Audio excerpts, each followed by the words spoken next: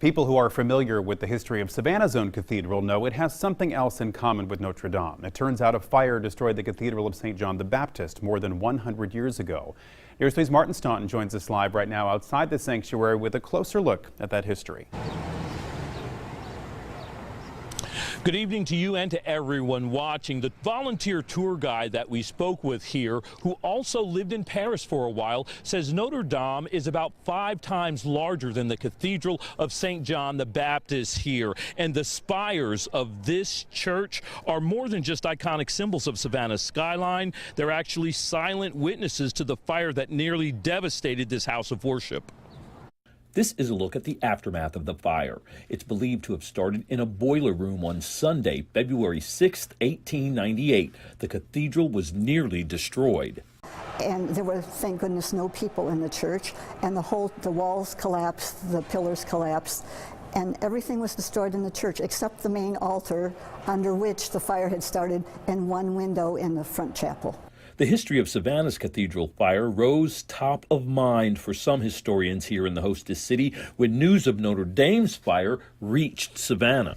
As I watched the coverage yesterday from Paris, I thought a lot about the fire of 1898 here in Savannah and just that resilience of human spirit that says, this is not the end. We are not finished. We will rebuild this again. This place will rise from the ashes. This cathedral now draws hundreds of thousands of visitors every year, a testament to those who first built it, then rebuilt it and opened it up to worshipers just 2 years after the fire of 1898. I think that just speaks so much to the people of Savannah and their desire to see that cathedral open its doors once more to worshipers. It is an example that things rise from the ashes, and that's also a message of Christianity, particularly this week, and I hope they do rebuild.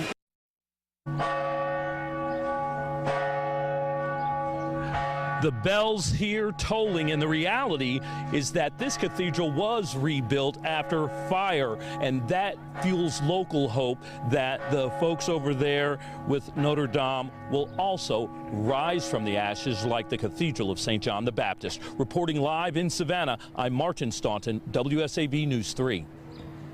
Thank you, Martin.